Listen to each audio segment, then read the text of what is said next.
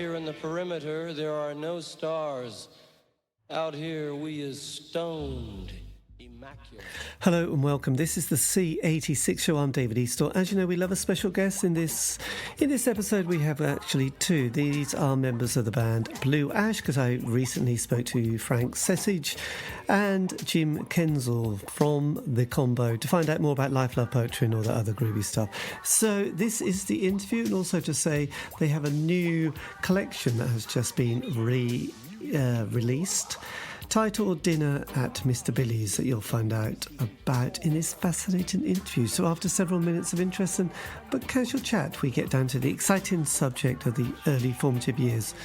And it starts with Jim and then goes on to, well, Frank. Anyway, enjoy. So over to you, Jim. I was originally Beatles when they first hit. I liked the Beatles. But then once I saw the Stones, I liked them way better. They were a little more roughhouse, you know, the way they acted, the way they carried on.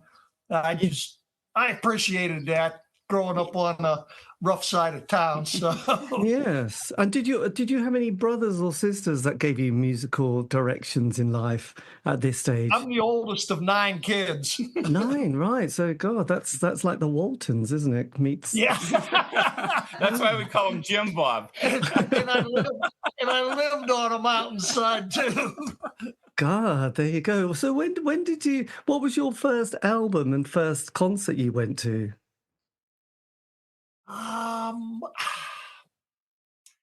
I didn't do much like when I was young like that until The Doors? I think the Doors. We went to the Doors concert. Frank and I went to see the Doors together in Cleveland. Right. 1968. Yep. My first one was Bob Dylan on his first electric tour, 1965 in Cleveland Music Hall, when people were booing him and stuff. But they didn't boo him in Cleveland. He always talked about that Minneapolis, Cleveland, and Texas were the only places on that worldwide tour he never got booed. But that was my first concert. Right. And what was your and Frank, what was your sort of musical moment that sort of sparked some interest? I liked like Buddy Holly and Elvis in the 50s, but I never bought it. My first record I bought was in 1961, and it was Marie's the Name, His Latest Flame by Elvis, and Little Sister, double-sided single. So that was the one that really got me going. And then the Beatles on the Ed Sullivan show. The Ed Sullivan. Did you go and see the Baz Luhrmann film on Elvis Presley, epic Elvis Presley in concert that's just come out at the cinema? No, haven't seen that yet. Yeah. His early Las Vegas years. They found this footage that was in the archives in some salt mine in sort of, I think, Warner Music or whatever company. And they said, yeah, we've got all this footage of Elvis that never has been seen. And a very long interview with him as well, where he's just reminiscing and talking about his life. So they used it. Cool.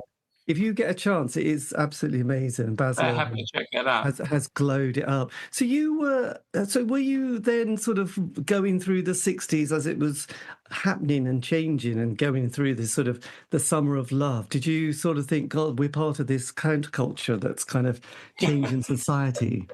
Oh yeah. Well, Jim and I started our first band in 1966 together. The City Jail. So we were already playing then, and we would do Stones covers. We did a couple originals, but mostly like we would do Fortune Teller the last time. We also did Under Assistant West Coast promo. We used to do some good Animals too. Yeah, Animals and Beatles too. We did Kinks covers. That's when we started out. And that was 66 when we started. Yes. And when did you get your first musical instrument, Frank? What was it? The guitar or the bass or? I got the guitar, and when I was 14 or just ready to turn 14, my mom bought me a Harmony Monterey acoustic guitar with the F holes in it, and then I got a pickup for it later on, and that was my first guitar.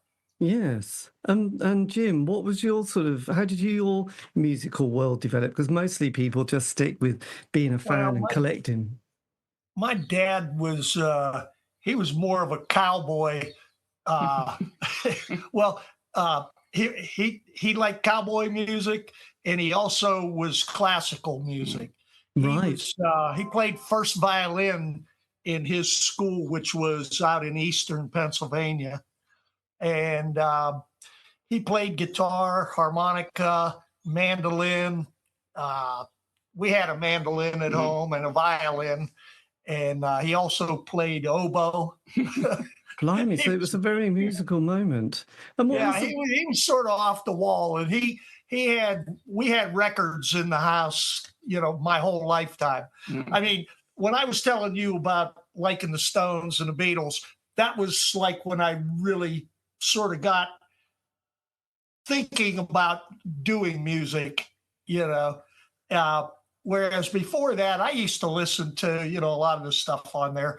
I listened to, Motown, rock and roll, cowboy music like Hank Williams, stuff like that. Right. I had a real mix. Yes, that's good. So the Doors was both your first concerts together, or both? Yeah, the first one we went to together was the Doors, and we went up there. It was the summertime of 1968. 68, yeah. And they played it.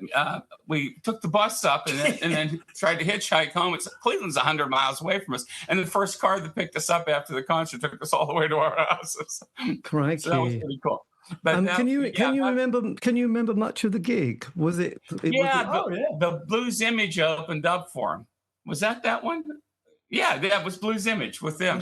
Was it Blues? And Cyrus Erie with Eric Carmen and Wally Bryson Pre-Raspberries played outside on a flatbed truck, but I think we only saw one song that they did. Yeah, they were sort of away from where we were. They were playing outside, of the venue, and it held like 10,000 people. But Blues Image that had "Ride, Captain, Ride upon your mystery ship." They were the opening band, and the Doors. That was a crazy concert. That was one of the craziest concerts I was ever at. Yeah, he was quite the character. Yeah. Right. And what was Jim like? Jim Morrison. Well, he came out. And the first thing he did was, flip the finger. He flipped the finger to everybody, but he says, when they had their first break in the music after, they had played like 2 or 3 songs, and he stopped and he saunters up to the mic and he says, "Anybody got a light?" Like that. Lighters, bags cigarettes, of dope, joints, pills, and shit come flying up on stage. Hundreds of them bouncing up. We were about 5 rows back, so we weren't too far back. So we could see a lot of stuff there. And he says, and then all the roadies come running out there and they're picking the shit up off the stage. He goes, "Thanks, man." He goes, "I do that once a year for my smokes." God, that's yes. So was he a good front man, by the way? He was. He was good. Yeah, he was good. Had a good voice too. Yeah, he had a really good voice. And he wasn't, when we saw him, he wasn't all jacked up on stage or anything, totally out of it, like some of the concerts. He had the black leather on and everything. He looked real cool. He dove down into the audience at one time and he punched this girl right next to me in the face. And I thought, wow, that's weird, because he was just trying to get people off of him. But then the weirdest thing, there were about 10 other girls screaming, "Hit me, hit me." And I thought, wow, this is goofy. This is pretty crazy. Yeah, there were girls throwing their undergarments up there and stuff like that. Yes. So then after that, is this when you got was not because of that concert, but did Blue Ash then form the following year? Was it 69? Yeah, we started the next year in like right around this time, the end of May and June, and decided to start Blue Ash and started looking for people. We got Goog Yendrick out in Brookfield to play guitar and David Evans to be our drummer. So we were ready to go by the fall, and we started playing in October of 69. Yes. So were you, had you left school and were completely committed to the cause at this stage? They asked us to leave. we were seniors in high school, so school started 1st of September. And we had heard from these guys over in Ohio how you could get away with the long hair at school, because we were always fighting with it. Get short-haired wigs. And we put our hair up underneath it. And then we told, the principal, we've become citizens now. We're not going to cause any trouble. So it went along for a couple of weeks until somebody told him we had outwitted him. And then he was making us not wear the wigs and get the haircuts, so he threw us both out our senior year. Yeah. Right. But then we had time to practice and everything, so that was good. So we spent all day just practicing with the band and everything. So my mother never found out until mid-December. Yeah, we never told our parents. We went off like we were going to school every day on our last year of school. Never showed up. Crikey. Was Vietnam sort of in the background and was a concern that you were going to get kind of Well, we were up? both up for the draft. So Jim, he decided to just lose a lot of weight. This is the first year of Blue Ash. So he went down to what'd you go down to 125 pounds. Yeah, he got really thin. So he got picked and had to go for a physical, but they rejected him because he was too skinny. No, actually it was I had flat feet. No, that's what it was. Okay. Yeah, I had flat feet, and they gave me what they called a 1Y back then. Right. Which it was a 6-month deferment. And they were going to call me back in 6 months. And I think at the end of around 5 months, they sent me a letter that they had changed the law, and they were giving me a 4F, and unless it was a national emergency, I wouldn't be called again. So yeah, we had they had a draft lottery, and what they would do is pick numbers 1 through 365 the days of the year, and the birthdays would be in the other lottery with the balls, and they'd match them up, and that's where you had to go. So anybody that got from 0 to 180 had to go into the Army and be drafted. Well, it came down to the last 2 numbers, and my number still hadn't been called yet, my birthday, and there was number 8 left, and there was number 364, and they called the other one, and they got number 8, and I got the last one was 364, so I didn't even have to go for a physical or anything. I was done. Wow, that must have been. His birthday's the same day as our vaunted hero, Donald Trump. He's 5 years older than me, same June 14th. So. And so was our drummer, David Evans. Yeah, same birthday. He's a year older than Frank, and he has June 14th also. Rod Archer from the Zombies, too. He's June. Our buddy Angeles that put out this record for Peppermint Productions, the new one, Mr. Billy's. Mr. Billy's. They've been putting out all the old Peppermint archives. Well, Dean plays in a band called Red, Wanting Blue, and his partner Anthony LaMarca plays in the War on Drugs. That band, they've won Grammy Awards and everything, and they've kind of taken over the Peppermint archives. Well, Dean also plays with the Zombies, so he's touring in with Colin Blunstone right now in Britain. He just played in Glasgow the other night, and he's the one that put that album together. So he plays percussion with him, drums and yeah. Oh, Colin's still doing well, isn't he? Yeah, I just saw they put up the thing from Glasgow. He sounded amazing. Well, you have a picture on your Facebook site of Dean and John Kavanagh. Yeah, John Kavanagh from Radio 6 International in Glasgow. He went to the show too, and they're holding up the Blue Ash album and everything. So that's pretty cool. That was the point I was trying to get to. You got there in the end. So did you? I mean, when you went through that period in the late 60s, early 70s, did you sort of think, crikey, music's going through a bit of a strange period? You know, obviously Morrison had died, then Joplin, then Hendrix. Yeah. Right, you know. I met Janis Joplin. Yeah. You met her? In 1969 in the summer, it was in August. Frank and I, we went down to Atlantic City. They had a pop festival there. It was 2 weeks before Woodstock. And they had most of the bands that played at Woodstock were there, and I snuck backstage, and I got back there and I sat and watched her whole set from backstage, talked to her when she came off, and I just stayed there. And then Frank Zappa went on.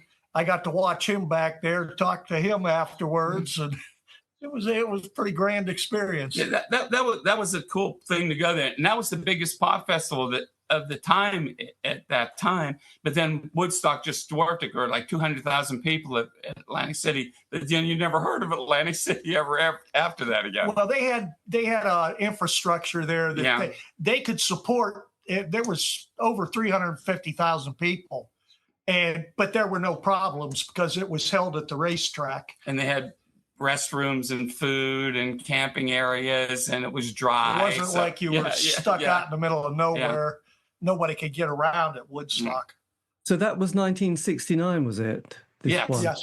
Right. And then there was kind of the following year, there was another one, which I saw the film a few years ago called Festival Express, where the train trip across America featured Janis Joplin, the Grateful Dead, the band. Oh, really? I never heard of it. Well, it came out quite a few years ago. You know, when you think something came out a few years ago and then you think, no, that was decades, it's a sign of age, isn't it? It's ironic, too, because our first recording was doing the tribute to Hendrix and Joplin that's on the Dinner at Mr. Billy's album. Right. We'll Live Tomorrow, the lead-off song is actually a tribute to her and Hendrix that this producer, Bob Mack, we used to play for. And we were 18 and 19 years old. He wanted us to take us in the studio, so we went down and did 3 songs in Philadelphia. Yeah, the girl that wrote this song, she was sort of like a poet-type folk singer in Pittsburgh. And she wrote the song. You know, it's kind of a poignant song. Mm-hmm. Yes. Come back to that one. So when you first started then, did you sign a production contract with Peppermint Productions? Was this? Yeah. Well, yes. That was after. A little bit after the stuff in Philadelphia. Yeah, in 1972, they wanted us to sign a production contract with them, and they gave us 2 free days of recording every month for 5 years. But we did the first demos, and the demos resulted in us getting signed, which shocked us. With Mercury. 4 companies actually wanted to sign us: MGM, Mercury, Polydor, and Metro Media. But we took Mercury because they were a bigger album. They had Rod Stewart and David Bowie and people like that on it. So we wanted to go.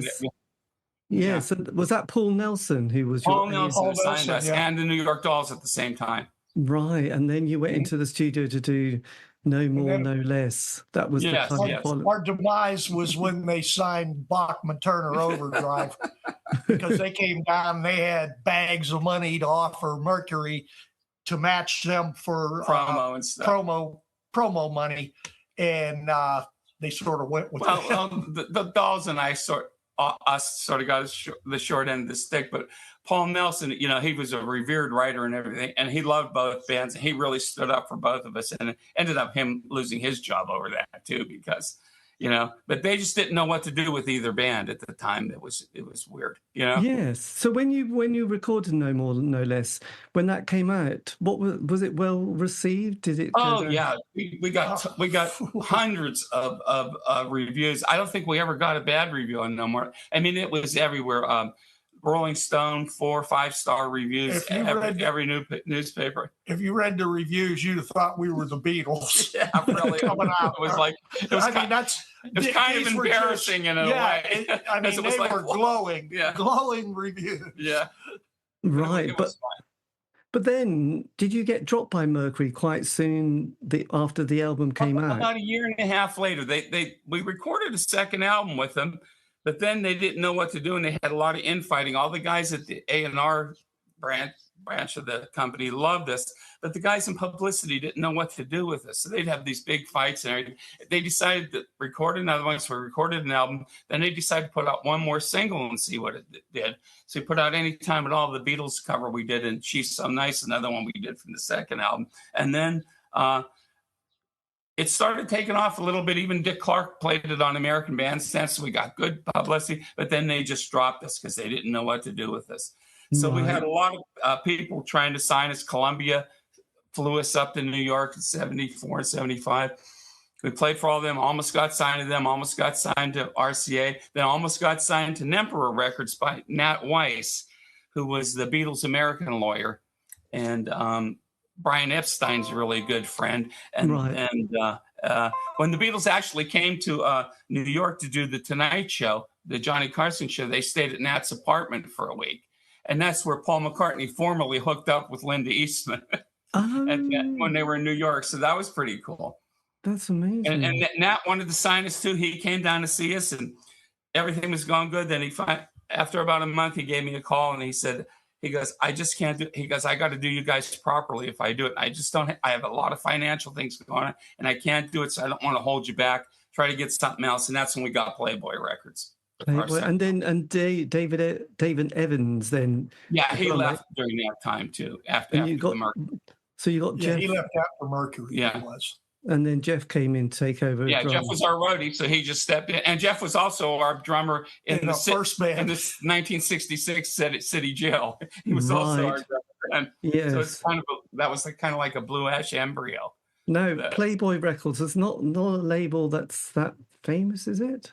It was then, but they went out of business. It was Hugh Hefner's. Hugh Hefner's from the Playboy magazine. Yes, I would imagine in the 70s that was doing tremendous business. It was good. Yeah, they had a lot of money and everything, and we did half of it in Miami and half of it in Los Angeles. We were getting airplay, all around different spots in the country. And getting regional hits. And it sold over 50,000 albums, and then they went out of business. So we were done. That was 10 years of Blue Ash. So we just kind of threw in the towel then. Hugh Hefner hired a new CEO to run Playboy International.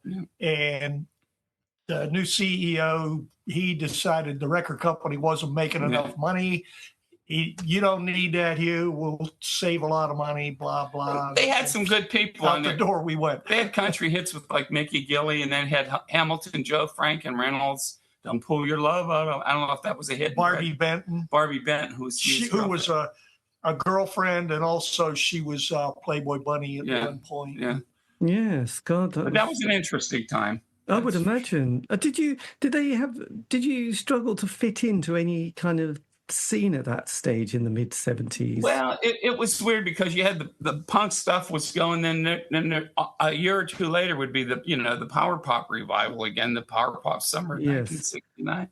But we were trying just to do what we did the best, but they tried to embellish it. They brought in horn arrangers and everything, put horns and strings on some of the songs, and we were pretty upset about a lot of that stuff. Reviews weren't near as good on the second album as the first album. And the songs were good, and we had a lot better songs too, which we wanted to put on that eventually came out on Around Again and different things that were put out later on in the 2000s. But we just could. It just didn't click. Like I said, and the funny thing, it was actually selling and taking off. But then the Playboy went out of business, so we were like down and out again. So, do you own your kind of music from those two albums? Do you? No, but we own all the stuff with Peppermint that Dean and Gary Ramey and Anthony Lamarck recorded, and we had recorded 200 some recordings there. So there's still like 130 left in the vaults at Peppermint that are great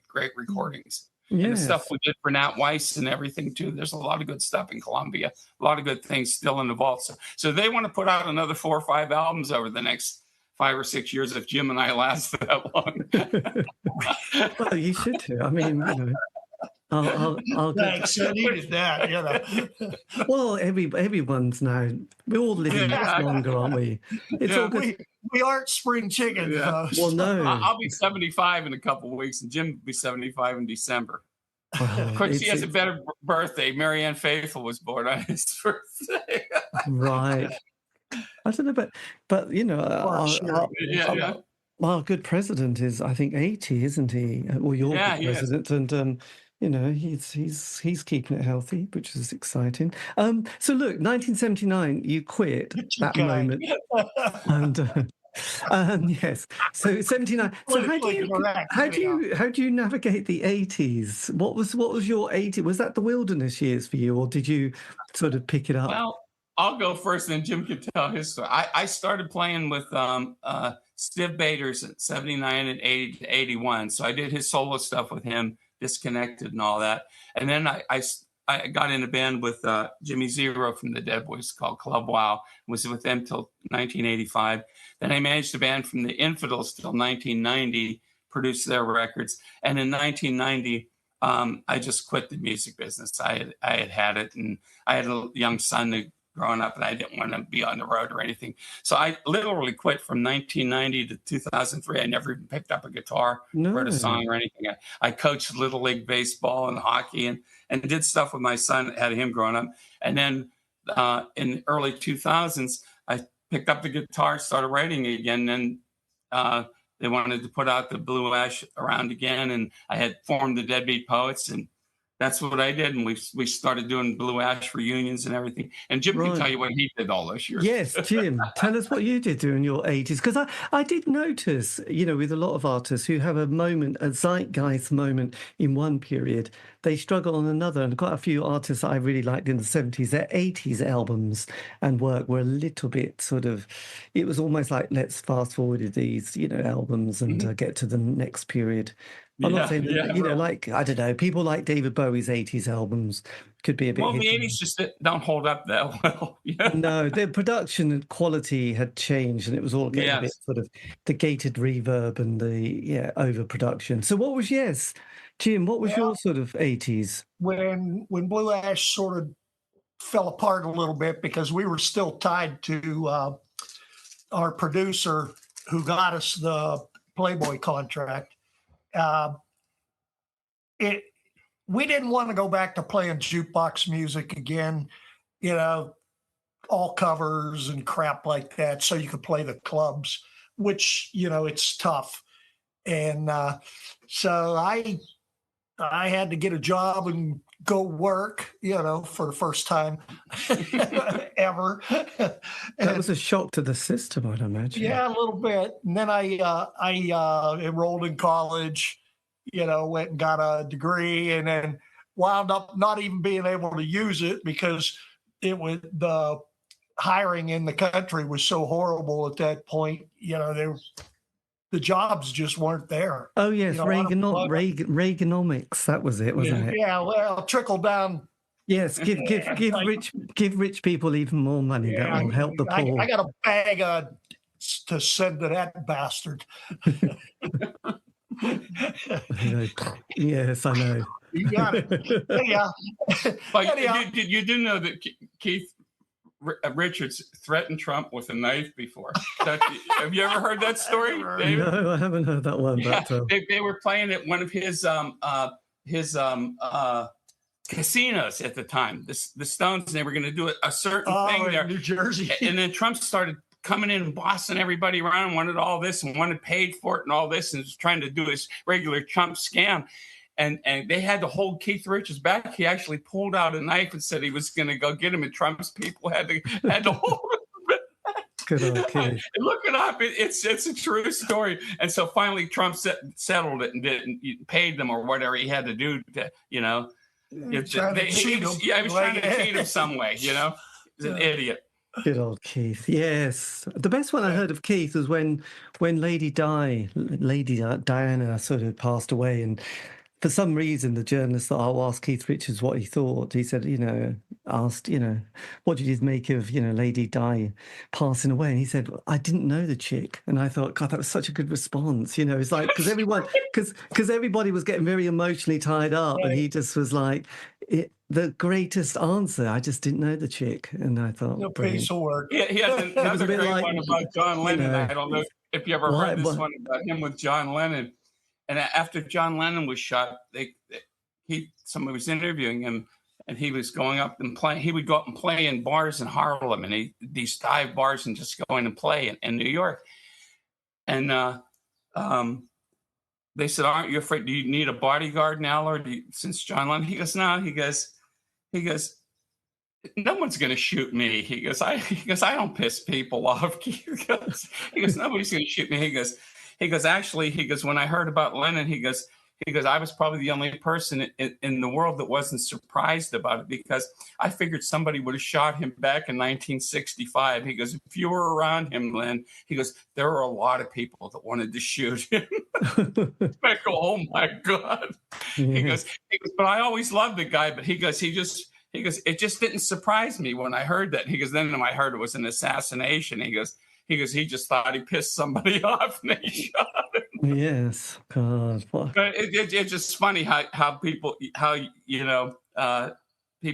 take different things like that. It's funny to keep thinking. He goes, but no one would ever want to shoot me because I don't have a bodyguard.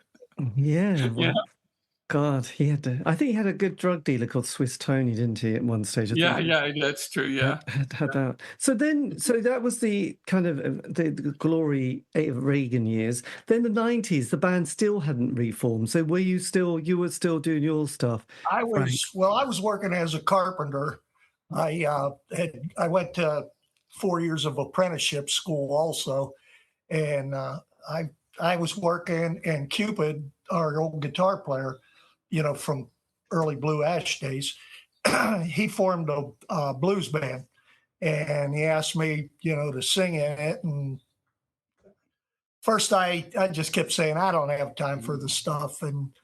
But then he got me up there, and once I started singing with those guys, I enjoyed it. They were really good. I went to see them a couple of times. A really good band called Thaddeus Wolfgang, and they were Blues Weasels before that. Yeah, that was before I joined. Yeah. So then the reunion comes. Now, I did an interview with this guy a few months ago, actually. The International Pop Overthrow. This bloke who does these. It's over there in England right now. He was in Liverpool, wasn't he? And I just could not believe, his enthusiasm for putting these events on, and his kind of the way he organised it was amazing. But yes, so when we did this interview, he mentioned Blue Ash as, I think, his favourite band. We played the International Pop Overthrow in 2006, 2003. Oh, was it 3? In Philadelphia. Right. Oh, that's right. And we went to Philadelphia at the Khyber. So was that the first time you all got together again after? Yes, the original band. Yes, and Jeff joined us for other gigs too with David Evans and Bobby Dark. 06 was B&B back room. Yeah. It's 2004. So anyway, we did that. We did a bunch of gigs like that, and they put out the Round Again double CD, 44 songs Blue Ash never released before, and it was a big hit on the underground circuit. So we played a bunch of gigs with it, and it's sold out everywhere. It goes for like £400 or something in Britain now, because I only let them make 5,000 copies of it, so they could never make any more of them. Right. So, and it sold out everything. It goes for like crazy amounts of money now. We're probably going to re-release some of the material that's on there. Yeah, we're going to put it on some of the Peppermint stuff. Yeah, put it out on LPs this time instead of CDs. So at that point, did the bands come back together as a sort of semi-permanent unit? Yeah, pretty much. We were doing, if things would come up, we would do it. And I had started a new band called the Debbie Poets too. And then we started putting out records in 2006. So we put out like 8 albums in the last, I don't know, almost 20 years or so. Yes, you've been very prolific, actually. Did you just feel that, right, I'm not going to blow the second coming, so to speak? Yeah. Well, what happened when I started, I hadn't even picked up a guitar in 13 years, and I picked up my old 1966 Gibson 330. And I just started playing this riff on 13-year-old strings, and the riff was really cool. And I thought, oh, shit, now I've got to write this song. So I wrote Stiv Bader's Ghost Tour song, and then the songs just started pouring out of me. And then, we were doing the Blue Ash reunions, and Debbie Poets went over and played in England, and we toured Europe and Spain. And then Blue Ash went and toured Spain, too, in 2016. And they put the Hearts and Arrows record out there. So we kept that going. But Jim and I have actually been recording for the last 10 years. We have 9 songs done, new ones. We need another 2 or 3 more. And I've had half a dozen offers to put it out. Since we finish it, we'll get it out in the next year or so. All new Blue Ash stuff. With us, his hands, he had about 5 surgeries on his hand. I have to have another one June 25th too. I still can't play yet again. I my hands lock up. I have carpal tunnel and trigger fingers. And right. They just lock, and I can't play. I can't bend it. They shot me with steroids and everything now, so I'm okay now, but it's going to wear off in about a month. That's when they're going to do the surgery. Yes, so you get an injection at the moment just to try. Yes, I have the injections now, so. Does it sting like hell? Has it? Or yes, it's terrible. This is about my 7th surgery on this hand too. I've had real bad problems with it. So yes. So then, did Peppermint Records then sort of contact you about dinner at Mr. Billy's? How did this? Yeah. So and they were going to put it out a couple of years ago, but then they found out that these Philadelphia tapes existed. So Dean and Anthony, they did some serious detective work, found out that we had recorded in 1970 at Sigma Sound Studios, which is a big soul studio. Wilson Pickett and different people used to Peggy Russ, all kind of people. Todd Rundgren. Yeah, Todd Rundgren. Yeah. Anyway, so they found out that the tapes from that era were bought by Drexel University, which is a big college in Philadelphia. So they went to Drexel and they found the actual track tapes. So they brought them up and we remixed them for those songs. So that's why they held off on that album for a year, because they wanted to put those on there too. So we got the Philadelphia ones and a lot of some more of the Peppermint ones. Crikey, that's quite a comprehensive. So these were all recorded during that session then? Yes, 3 of the songs were. And then did they have to get the tapes and bake them and then sort of... No. Most of the tapes were pretty good. And a lot of the tapes from that era, like late 60s and that, were really good tapes. They were starting to make good tapes in the late 70s. And then in the 80s, they started making cheaper tapes. And that's when they would oxidize and all that stuff. But a lot of the older ones stay pretty much intact. They don't even have to bake them that much because they were really, really good tape. Blimey, that is fantastic. You must be I don't think on any one of the Peppermint things I've ever seen a fallout on any of them. I don't think they've had to bake any of them. None of them have any kind of drop or oxidation on them or anything. And were you amazed when you listened to these recordings? Oh, yeah, it was blowing our minds, I forgot half the songs existed. So you were you were very prolific in this period in the early 70s. Oh yeah, definitely. We were writing songs every other day, so... Right. And Jim wrote songs too. He's got one on the new album too. It's All Right by Me, which is a great song. It's all right. Yeah. So it starts. We'll live tomorrow. I've been rolled. When I get you, stay. Yeah. So when you put the track listing together, was that quite straightforward, or did that take a lot? Yeah, pretty much, because the 1970 ones are first, and then the 1971 ones like. Stay and Here and Gone that no one's ever heard before. And then it was 1972 and we started doing the demos up through like 74.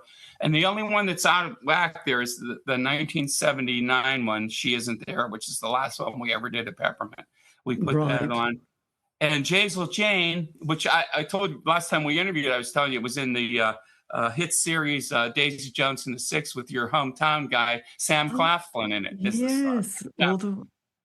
Right. So that was pretty cool, and that's still a big hit on Amazon. Well, right. I would imagine. My God, that must be. So yes, because I sort of noticed doing this show, especially because my decade was probably more the 80s. But when bands had that they had a bit of a 5-year narrative. They get together, the 12-month honeymoon period of the band gelling, getting a single. We had a DJ called John Peel. Then it was obviously the New Musical Express, NME, and Sounds. Sophomore Blues come right after that.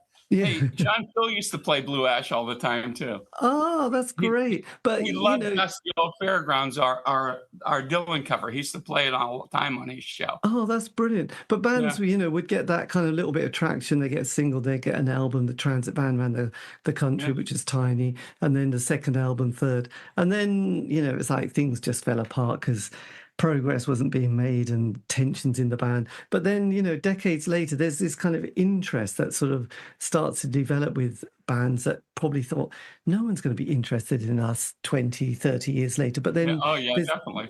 But you get more interest now 50 years later than you probably would have done in the 80s. It's pretty crazy. Almost every day for the next 2 weeks, we're doing nothing but interviews. Right. and radio shows and stuff. It's pretty crazy. It's kind of cool though. Yeah. Yes, absolutely. We have great fun with it. And obviously you've got your, surgery to sort out. But do you, when you sort of get this, you've got more material to go into the studio to record then? Yes. Yeah, we're going to finish that album we've been threatening for a while. And then we're going to put more things out with Peppermint too, because this thing is selling really well. It's picking up everywhere. Japan, Germany, just got picked up in Spain on Garrison Records. The stuff that he's talking about, though, we recorded with Pete Revere, who played in Deadbeat Poets with him. And he also the Deadbeat Poets, when we did our Blue Ash stuff, like when we went to Spain and that, they were the back. They were the back. Yeah, backline on the band, and I played rhythm guitar, so that was. Oh my God. But he has a studio, and that's where we recorded them. So. Right, so you can just go and spend time in there. Do you find that you work particularly quickly? Are you quite fast at sort of getting an idea, sorting it out, recording it? Some songs go quick, some not so quick. He's excellent, though, in the studio. I've never seen him do more than 1 or 2 takes ever in the hundreds and thousands of times I've been in the studio with him.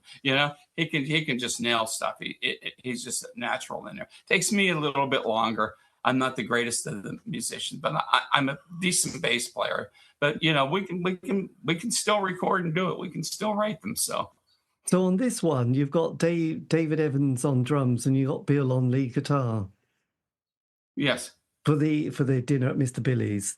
Yes. This was the sort of the lineup at that time. Yeah, the classic Blue Ash. Most of the album is. Yeah. Yes. So you've still got lots of archives and tapes still knocking about that can be accessed. We still have hundreds, and we still have dozens that we're still looking for. There's television show appearances up in the mountains, and there's also different sessions we did at different studios and stuff that have just disappeared. And we're trying to find all this stuff too. If we could find all that, we could go on forever with releases. Because I can imagine. I was going to say, because in the UK, there's Cherry Red Records, who seem to be both a record label, but they've also bought up a lot of labels and catalogs, and they're really good at archiving. Have you enjoyed sort of getting all your work archived and sorted? I'll be right back and check, because I got to show you something, Jim. Oh, yeah. I was going to tell you that a lot of the recordings that are in the vault over there, when we used to get our free recording time, they're part of the production contract. We used to go in and we would just set up, get everything mic'd and get a nice balance and get everything set. And we were playing live, like old Beatle records or whatever. And they weren't the kind of recordings we were doing, when we went in and recorded the albums, where you spent more time doubling, doing production stuff with them. Yes. A lot of these were just, one take. We wanted them for posterity and copyright reasons. And then we'd never hear them again. Paul Nelson or somebody, producer had a chance to sit and listen to what we had without us having to sit down and play everything for them, unless they came out to watch us live. David, speaking of Cherry Red, these are just coming out everywhere. This is I shall be released. One that just came out. Blue Ash is the last song on there with Dusty Old Fairgrounds. It's a box set called I Shall Be Released. They just released this on Cherry Red. They released this the year before. It's Looking for the Magic. Blue Ash is on there too. Abracadabra. Have you seen your 3-disc set? Power Pop American 70s. I'm so pleased they sent you copies. Well, this is Cherry Red too. I Want to Be a Teen Again. Oh, I've got a copy of that. Yes. Oh, I'm on 3 of those there, because you got Club Wow was my band with Jimmy Zero in the 80s is on there. And it starts off with Not That Way Anymore from Stiv Bators. I wrote that song. And then it has The Infidels on here too, which became the Deadbeat Poets. So I have 3 songs on there. Oh, okay. Cherry Red's been doing us a really good deal over there. I would imagine. The Bob Dylan one was released, that was in the early 2000s, I think. Oh, there's been a couple Dylan ones. Yeah. Well, the one, I Shall Be Unreleased, and it's got Joan Baez, Rod Stewart, just a ton of different bands that recorded Dylan songs that Dylan never released. Yeah, like Dusty Old Fairgrounds and Walls of Red Wing. So that was on Rhino. So they put all those out. And there were different Dylan comps we've been on with Dusty Old Fairgrounds, a lot of them in the UK too. So I'll go and check that out. And we're keeping in there with it. These keeps showing up somewhere like a bad penny. But this is all just in the last year or so it's been pretty cool. Well, the sound that you created and one can hear, it's very accessible. It's very nice. It's jolly. I don't know about, probably you hate the word nice, but, it's got a really amazing vibe to it. So I can see why people have enjoyed sort of discovering it. And also you're getting a lot of good press in those magazines. It's fun. Yeah, I can't believe how we're really appreciative of Shindig going with us like that, and Goldmine coming out now too. There's going to be some cool stuff in there. That's going to be it. Yeah. When was the last time you played live? Was that kind of before COVID? Probably 2000, right before the COVID. I think we did a small tour of Canada. We went up there for a couple of days. It was that, and then we did some Pittsburgh shows. But that was probably about it. Yeah. Would you ever play live again, or? Yeah. Do you think you'd ever play live again, or is that something? We'll see what happens. If my hand can get okay and we can get enough.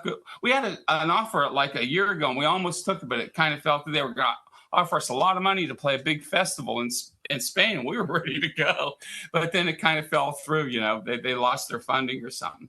Yes. They would have to pay us like $7,000 or something to get us over there. Or something they were going to give us, and plus the airfares. But that would have been worth it, God, stuff like that will keep coming up. I had an offer.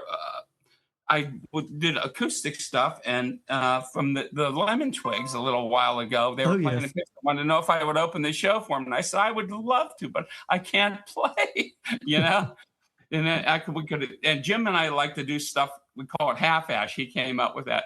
We'll just do acoustic with me and him. We'll do book signings and stuff like that. So we'll probably do some of that stuff by the end of the year.